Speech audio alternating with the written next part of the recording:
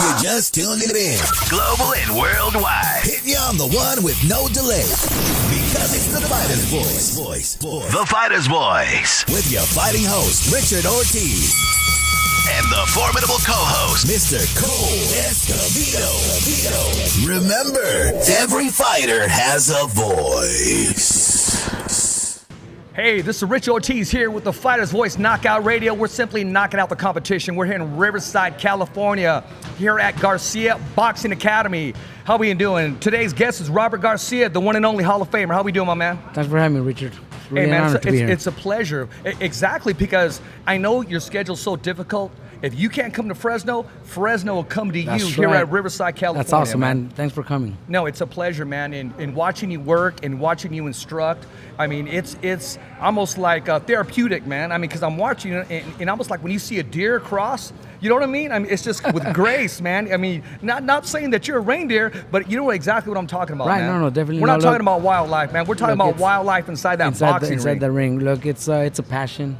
We love it. We've been doing it for many years, and we enjoy every minute of it.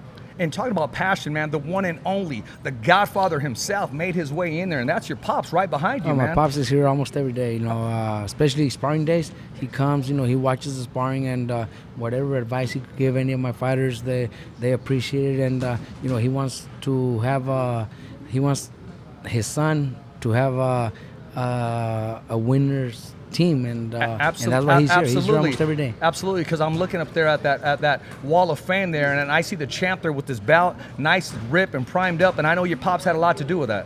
He's the one that made me a champion. When we started boxing in Oxnard out of La Colonia Boxing Club, and we worked hard. It wasn't easy. My father's first world champion wasn't easy. Politics, when politics get involved, and a lot of management, promotional problems, stuff like that. The only reason we probably made it because it's dedication. The dedication my dad has for the sport, making sure I get up at 5 a.m. to go run. Then he would go to work after that, come back from work straight to the gym, still covered in mud and strawberries. He would change his shoes in the gym and train me and a whole bunch of other fighters till 8 p.m. and then go home, shower up, go to sleep, and next day in the morning, same thing. He did that for well over 20 years. I saw that story, that story by your brother Mikey, where he's narrating that. I mean, beautiful, heartwarming story. And a lot of people are unaware. A lot of people really don't know exactly what took place. They think, hey, Robert Garcia is just this ultimate trainer and ex-champion, former champion. They don't know that your dad paved the way and the dedication. Back in the day when he was working out in the fields, coming from the field and to his own destination, which is the boxing ring. I remember there was a lot of people that would tell my dad, you're a field worker, you pick strawberries. How boxing's not for you. Even my dad tells me that even uncles that he had back then that would tell him, forget boxing, just work and do what everybody else does. Coming from Mexico as immigrants, they come to work the fields and that's it. They have nothing else. They can't do anything else. But my dad always had that in mind. I'm gonna make a world champion, and not only did he make me a world champion, Fernando Vargas also became a world champion, and obviously he's a big part of Mikey's success also. So now we could say 3 world champions, from a field worker. Absolutely, it's something that you got to admire and respect. Hey, later with that wall, let's put a whole boxing ring around there. If Donald Trump wants to build that wall, let's build it with ropes like boxing, like a boxing ring, right? That'd be better, right? Let's do it, right? Definitely. Shoot, there it is right there. Paved the way, man. I mean, that's real talk right there. That's right. Had to throw that in there, man, because you kind of led up to that, man. But I want to ask you from day one. I overheard you did you're doing an interview with Showtime. I mean, you had one of your fighters here today. It was media day, and he asked you a question. He said, Robert, when did you start fighting? And I'm going to repeat the question. When did you start falling in love with the sport of boxing? Look, I started boxing since I was a kid. My first amateur fight was when I was 5 years old. My father always trained me, my sisters, because I have 4 sisters that are around, the same age as me. They're not that much older than me, and I used to spar with all my sisters. I trained with all my sisters, and when I was 5, my father took me to a amateur show, and I had my first amateur fight at 5, and everything started there. Look, when I fell in love with the sport, I could probably say when I started training fighters. All my boxing career, since I was a kid, it was more because my dad was the one pushing me to go to the gym, doing nothing but boxing. And there was moments where I kind of disliked the sport. Maybe wasn't doing what my friends were doing, playing other sports, doing school activities, and I was never allowed to do that. But, now I got to say that if it wasn't for my dad pushing me that much, I probably would have never become a world champion, or I probably wouldn't be the trainer that I am now. So he taught me a lot, and when at first I could probably say I used to hate going to the gym every day, or there was moments where I wanted to quit. My dad being there with me and forcing me and pushing me to the fullest made me where I am now.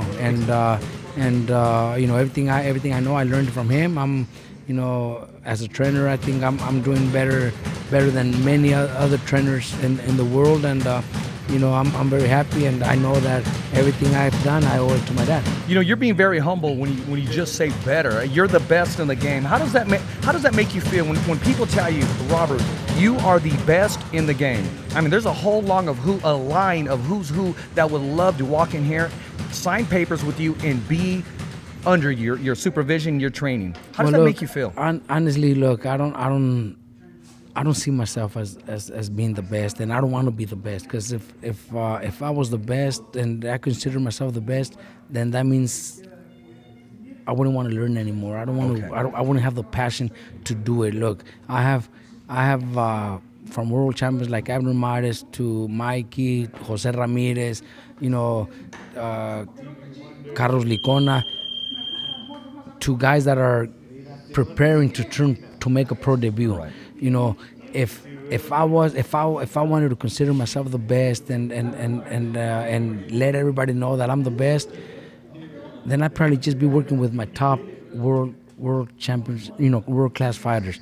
I wouldn't be focusing on pro guys making the pro debuts. I don't see myself as the best. I know there's great trainers out there, and there's trainers that have accomplished so much in boxing that it's going to be hard for me to accomplish as much as they have, but I still have that that desire to keep doing better and keep doing it, and who knows how long I'm going to be. I could do it for another 20 years if I want. Well, I know your name's been mentioned with the Emmanuel Stewarts, the Angelo Dundees, the Lou Duvas, and that alone, and even the Freddie Roaches, and that alone says a lot for what you're doing, and you're still in top of your game.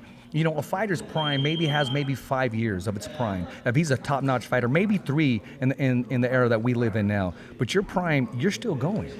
I mean, you reinvented yourself. You're not in any time, shape, or form going to say, okay, I'm going to call it quits. Your longevity here in the sport. Look, I started young, and I've been pretty successful from what I'm doing now. I'm only 43 now, and like I told you, I could easily do it for another 20 years, and I'll still be young for boxing. My dad's 74, and he still comes to the gym every day. So I could do it maybe 30 more years if I want. You go. But look, I know there's, you mentioned the names, the Dundees, the Lou Duvas, Manuel Stewart. Manuel Stewart.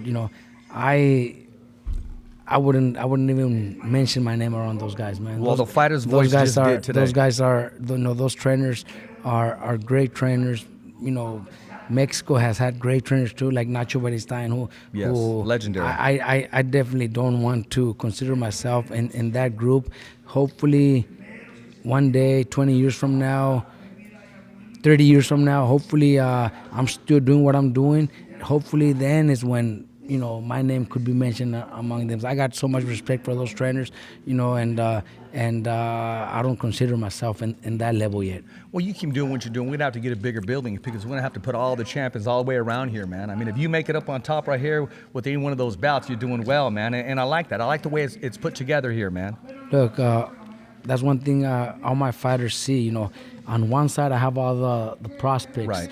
On the other side, I have all the ones that have become world champions. Right. So they know that once they win a title, their picture goes to the other side, and they train hard. You know, that's the only thing they have in their mind. You know, is they want to be up there, or they want their logo. They want their logo in the van. Yeah. You know, that's another thing. You know, their logo will go on the van when they're world champions. So that's one thing they're aiming for. You know, and they see the Mikey's, the Abner Mares, Jose Ramirez. You know, they see Licona who was fighting for free in Tijuana. Last year, a few fights in Tijuana, fighting for free, and gets a title opportunity, becomes a world champion. Those are the real stories. Those are the stories that fighters want to see. And all my young fighters, they see, man, I remember this kid driving every day to the gym, you know, and nobody really cared much about him. Right. And now he's a world champion. You know, now that they know, a lot of them didn't even know, you know, this kid was collecting aluminum cans to make money, to make gas money, to drive to Riverside, because he lives in Orange County. That way he could be driving back and forth. He was collecting aluminum cans to get gas money. And there's so where it starts. Those there. are good stories. Before you get in the ring to become a champion, you start becoming a champion of life to be able to get from A to B, to make your own opportunity. And those are great stories. Those are great stories. Those are our stories that a lot of boxing world people that watch it on TV, they don't know, they don't see the struggles that fighters go through. You know, we have every world champion has a story. You know how they get started. Every fighter has a voice. Because look, I'm going to tell you exactly. Every fighter has a voice. Look, boxing is a sport not for the rich or the educated or the ones with college degrees. I don't know if there's any, but if there is, very few have gone through college, through university and stuff like that, and decide to become professional boxers. Boxing is the sport for the poor, for the Marco Antonio Barrera got a degree. He's got a degree. Yeah. Yes. One of yes. Many. Yes. One of few. Yes. Yes, sir. So look, that's why and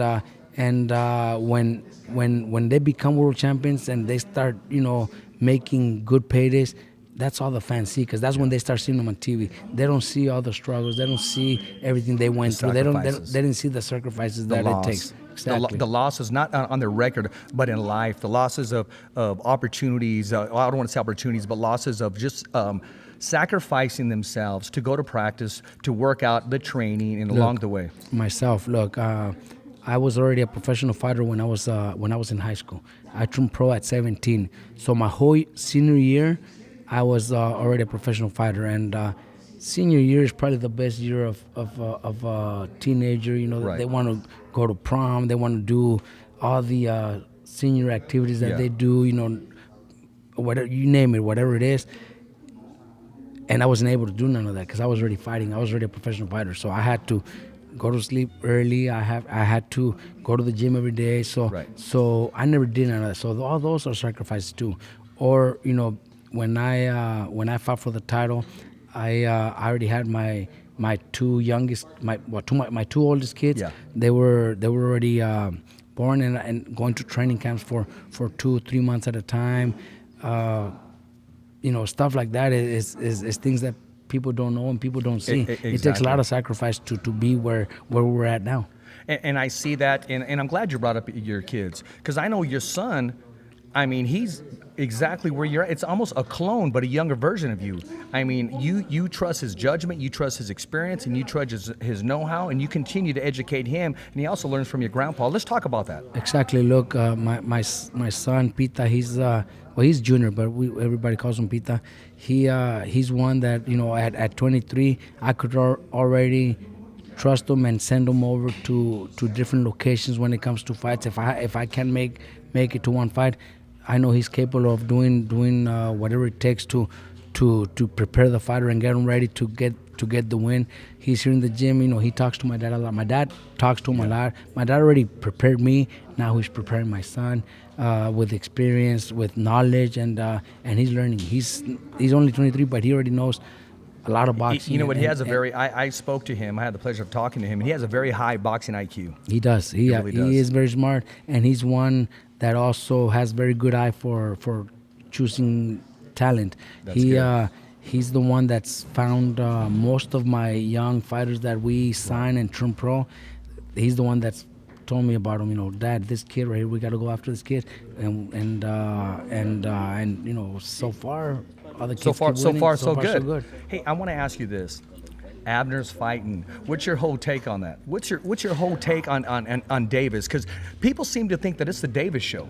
Look, that's the way they're seeing it. And you know, it's Davis' first main event on a big TV network. You know, first main event on a big arena.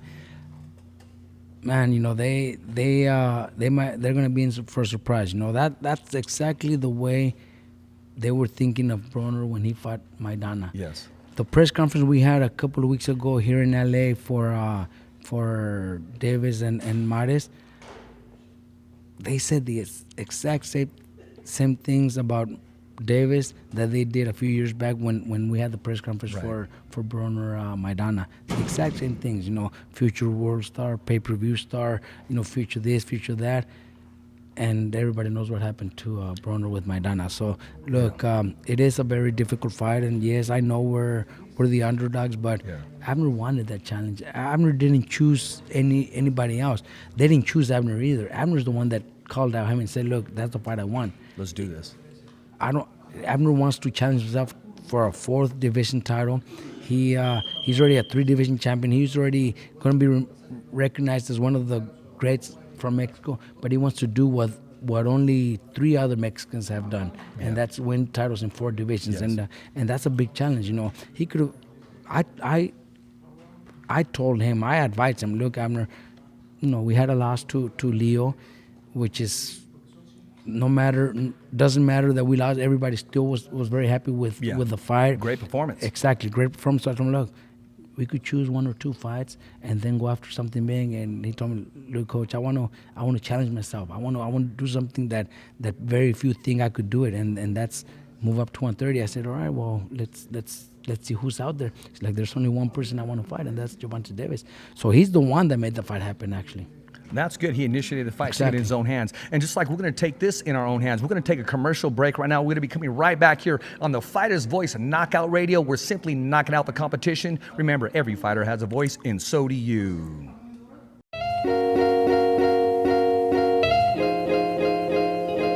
Hey guys, it's Cole Train from the Fighter's Voice. Don't forget, if you want to grab yourself a t-shirt, we're giving these away for $25 a piece, front, back. Not gonna get just a front logo. This is nice, guys. I'm telling you, $25. Go to our website today. You'll be able to pick one out. You support the show, you support the fans, you support the fighters, and you help show your voice by showing support for the Fighter's Voice, guys. Pick up a t-shirt today. Hi, I'm Jose Ramirez. I'm Bob Arum. Hi, I'm Robert Garcia, and I'm with the Fighter's Voice. The only radio show knocking out the competition. Fighter's Voice Radio Show. Hey, Rich Ortiz here with the Fighter's Voice Knockout Radio. I'm your host with the most, Richard Ortiz, knocking out the competition. None of this would be possible without Mr. Robert Garcia here in Riverside, California, making it all happen. Champions don't just walk in, they become champions once they lace them up, put the mouthpiece on, and listen to the man right here, the man, the myth, the legend. Enough said. I'm here with the doctor. I'll call you a doctor instead of a trainer. How's that? How's that platform sound for you? God, you know, I still, like I told you earlier, it's still too big of a name for you to call me that. No, man, but you know I'm what? not ready for that yet. Very well earned. Let's talk about big challenges. Let's talk about world class. Let's talk about big opportunity. And when I say big opportunity, we're talking about some height, some body mass that Mikey Garcia is giving up to take on this challenge. Now, a lot of people have went left and right and talked about it, and I've stood my guard. I said, I'm Team Garcia all the way. I go, first of all, you got to credit his size of, you know what, just to say, you know what, I want to test myself, I want to challenge myself. What's your whole take on that? And I know you guys had a conversation before. Look, that's one thing about a fighter that wants to be respected and wants to be recognized as that one that took those challenges. Just like we were talking about Abner earlier, same thing's going on with Mikey. Look, it's a fight that he chose. It's not a fight that they call us. You guys want to fight Aerospans? You guys get an opportunity to fight for a 5-division title. Mikey chose that one. Mikey seen Aerospans fight last February, I believe, when he fought Peterson. And Mikey told us right there while we were watching the fight. Mikey says, you know what? I'm going to fight that guy. I know I could beat him. He saw something. He saw something. And at first we were all, Mike, you're a lightweight. Come on, let's wait, give it some time, and when the time is right, yeah, you're gonna be fighting at welterweight. But when the time is right, just like every other fighter has done, Mayweather, Pacquiao, De La Hoya, you name them, they've all done, multiple divisions. Right. But when the time is right, and Mikey's like, yeah, but I think I could beat him, so I'm gonna go after him. And after his last fight, that's the only fight he wanted. There was nothing, we could have chose that. There was so many different options, but Mikey He was wanted definitely in the driver's seat. and that's what he said, and he called it. He negotiated the fight very well. He's going to his hometown in Dallas to fight him. So that says a lot about Mikey right there. That says a lot about Mikey and his character. But, he saw something in there. Remember when Sugar Ray Leonard saw something when Marvin Hagler fought the Beast Mugabe? He saw something in there. He was taking those right hands. So he saw something. They trusted him. And like they say, the rest is history. So I see this as a fight going down to simply will.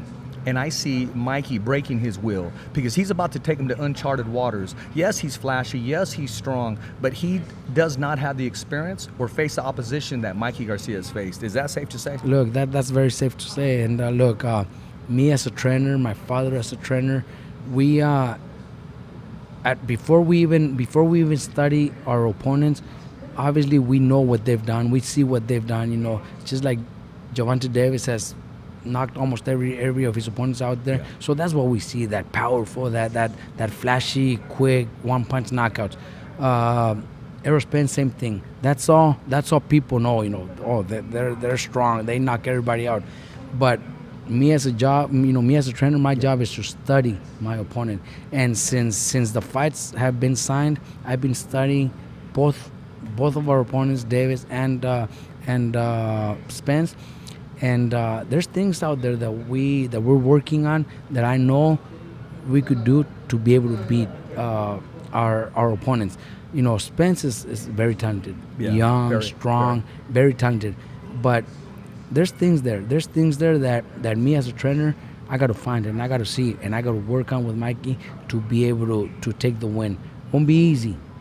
Just like Leonard did it. Wasn't easy when he moved up and fought Hagler. It wasn't easy, but there is things there, and myself, my dad, with Mikey, we're gonna be working on that, and won't be easy, but we're definitely planning on coming up with a win. Mikey signed up to fight. There's no need for any words or any of this. And I'm looking in the media, and Spence makes some kind of joke about because he saw Mikey, he made a reference to a kangaroo, made a reference to a substance. There's no need for that. You've already signed to fight, so that means it's already there. It's already ticking. I mean, he's never done that before in any of his opponents. He's trying to get Mikey's head because he knows you didn't pick Mikey. Mikey picked you. So that has to say something to a man. Definitely. When a man wants to fight me, he knows the way I walk, the way I look, the way I move. He's studied me. So it's already starting a process. So I think round one's already Garcia's. Look, I'm telling you, I people told me about that video where Spence compared Mikey to that kangaroo or whatever. Yeah. Look, if he's saying that means it's already in his head. Exactly. And when it comes to the day of the fight, he's going to see a different story. Look, every single one of Mikey's opponents, the last 4 or 5 opponents that we've had since Mikey came back, I think it's been 4 fights. Every single one, obviously great kids, great people. They come and congratulate us, and they've all said the same thing. Man, Mikey's so difficult, so strong. It's so hard to get Mikey once you're inside the ring. Sparring partners that we've had here, we've had welterweights, super welterweight sparring with Mikey, and that's one thing they say after sparring. Man, it's Mike's so difficult, but Mikey doesn't look that difficult on the outside when you're seeing him. But once you're in there, that's when you know how hard Mikey he's is. A gamer. He's definitely a gamer. Yeah. I've watched him spar here, and I was thinking, okay, that day Mikey must have just been moving around and just wanted some works. But when it came time to fight, he shows up. Of course, exactly. That's what Mikey is. Yeah.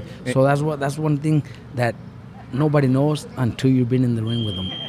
And what they underestimate is power. I mean, have you seen the size of his calves, man? I mean, this where he generates that and that torque, that left hook.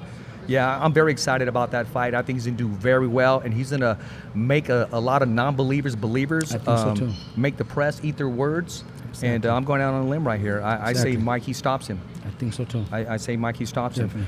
Talking about stopping, nothing seems to stop the Avenal kid. And we're talking about Jose Carlos Ramirez, man, the WBC junior lightweight champion of the world. I just got to ask you this. How are you going to do it from working one corner and then going the very next day to work another corner, man? Where do you get that energy from? Look, I love what I do, and I'm looking forward to getting done with Abner that same night, taking my car, drive to Fresno, and be there the next day, because the fights are going to be early in Fresno. Yes, very early. So I'm gonna leave right after Abner's fight and check in, wake up, and get ready to go to the fights. I love what I do. I enjoy it. You know, my son's gonna be with me. Hopefully, my wife and kids could also come along. It's gonna be a great experience. You know, we've been in this kind of situations before, but we split up, and we have, you know, my son go to one fight, I'm in another one, and maybe Chip and my assistant go to another one. Right. But this time I'm gonna drive to both fights. It's a little challenge, but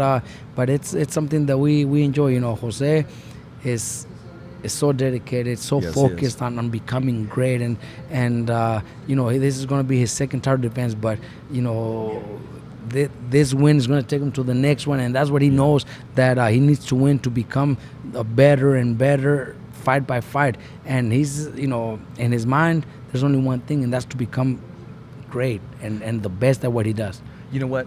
I want to go into that. There's so much I want to cover that.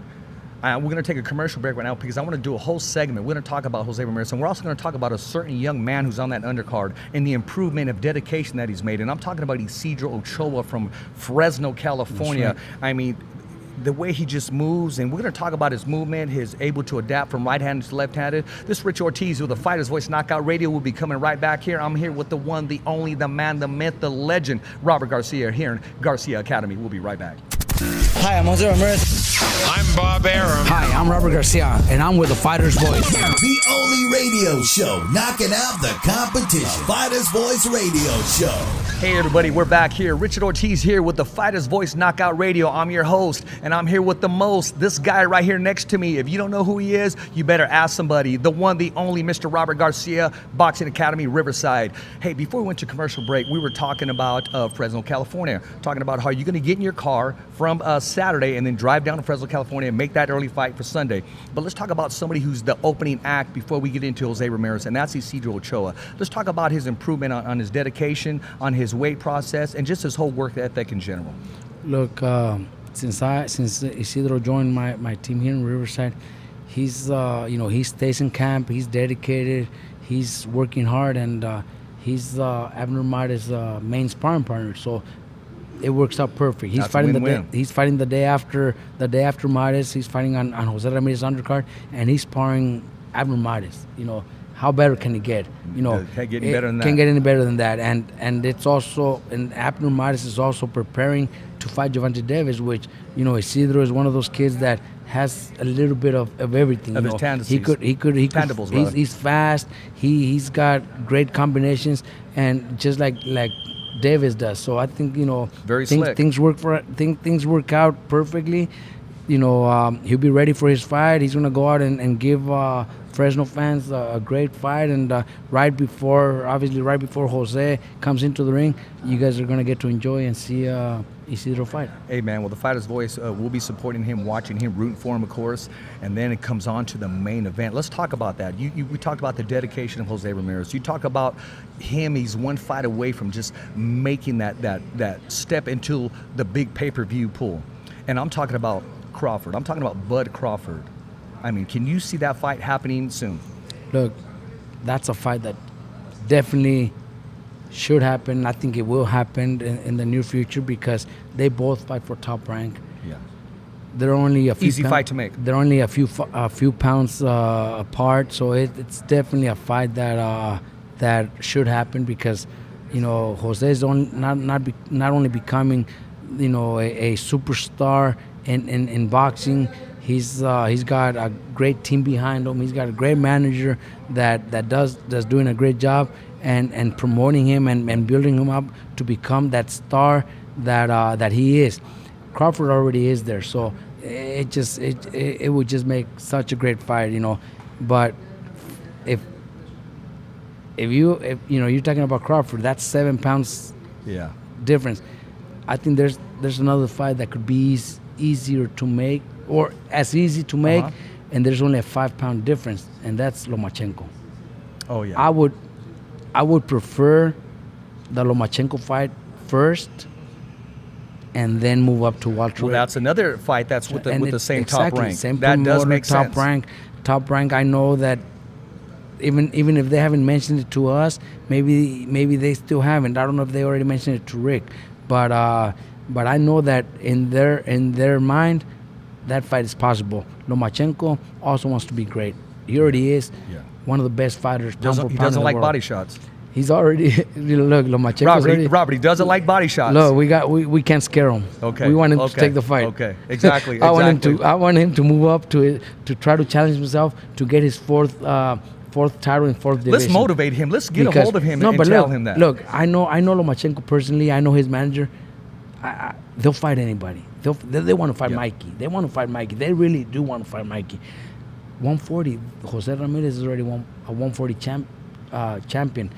They both fight for top rank. Against Mikey, it's going to be a lot difficult to make. Yeah. But Jose Ramirez is there. That's the fight that I would prefer better before a Crawford fight. And I'm not saying because I don't want to fight Crawford. I do want to fight Crawford with Jose. But I want to get Lomachenko first. That's that manager hat that you have on. I like that, okay? You're not just a trainer. That's that manager. Ladies and gentlemen, we got that for free. I'm over here talking to Bud Crawford, who's simply been in the talks of pound for pound, but the manager side of Robert Garcia, not just the trainer. He went back and said, you know what, let's make this happen with Lomar. He's here with Top Rank. Then let's move up. Let's count our blessings. Let's go up and let's go for it. I like that. See, that's an society. That's a hidden talent, and you just brought it out today. We've been in this business for so many years. You know, we've learned so much from Mikey, from the fighters that I train and manage. So, you know, we already have our eyes on every possibility out there, and for me, that would be my first choice. There you go, and that's an excellent choice. I mean, I don't see anybody saying anything different. I think the fans want to see that. I think Ramirez wants to see it. Definitely fight fans want to see it from all over the world. That can be a big pay-per-view, and that can possibly be one of many. Exactly. Because I don't see it going the way that it's supposed to go on paper or what the fans think. Listen, Ramirez is no joke, man. I've watched the man work. I've never seen him. Like in football, you would say, okay, he dogged a play, or in baseball, he didn't run it out. I've never seen him dog an opportunity to work hard. Look, when he's in the gym, he doesn't want no easy sparring partners. He doesn't want to spar a kid that already did 4 rounds and then they're going to go in there with him tired. He told me since he came, he says, look, I want every guy that I spar, I want him fresh. I want him to come in fresh. I've had him sparring the guys like Virgil Ortiz, who is very, very strong, and he tells me, look, big kid. Look, Virgil Ortiz is one of the few that really gives me that work and pushes me to work extra hard. So please make sure I spar Virgil Ortiz more often. He tells me that. Very few fighters will say that. And when it comes to in the fights, my first fight with him against Orozco, there was those rounds where, 8, 9, 10, round number 10, he's fighting, throwing a lot of hundreds of punches per round, 100 punches per round. He's throwing nothing but hard punches. He's also got hit a few times, but he comes to the corner, and I'm worried that he might be getting a little tired because this is my first time working with him, so I don't know him very well yet. Yeah. So he comes to the corner, and I ask him, how do you feel? That was a hard round. Like, good, coach. I feel good. And then, that energy that he's got, he brings it to me too, and makes me just work extra hard. He's got a... Hey, it's contagious. When someone is fired up and feeling that, it's very contagious. It definitely is. I'll just throw an example out there.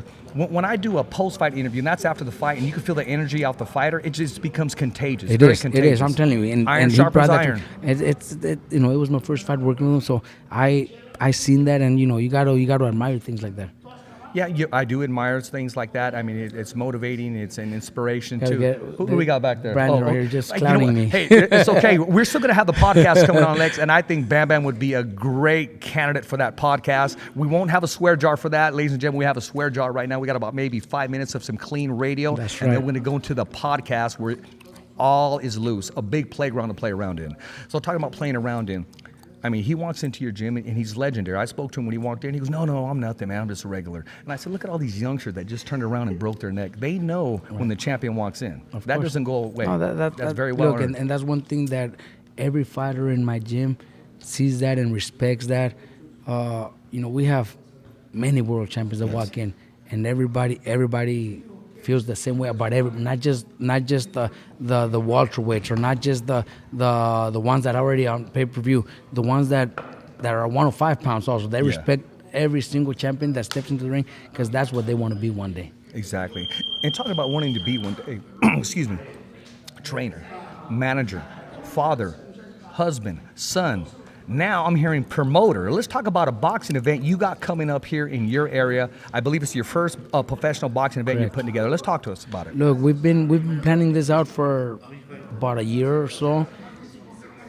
We were looking to find a good location where a casino maybe to make it nice, make it big, but we had a few complications with that. So we got a really nice place here in San Bernardino to do our first Garcia promotion show. We have 6 fights on the card, if I'm not mistaken, and they're all obviously local kids, just to get started. I think with the talent that I have in my gym, I think we have all the tools, the potential of becoming one of those top promoters out there. It's not easy, to match to a Golden Boy or a Top Rank or those type of promoters. It's not easy, but I think with the talent that we have, we could be there one day. And Mikey himself being self-managed, self-promoted. Cut the middleman out. Exactly. He could easily represent Garcia Promotions in his next fight, and start building up the promotion as Mikey as one of the fighters fighting for Garcia Promotions. So to get started with the name of Mikey Garcia, can't get any better.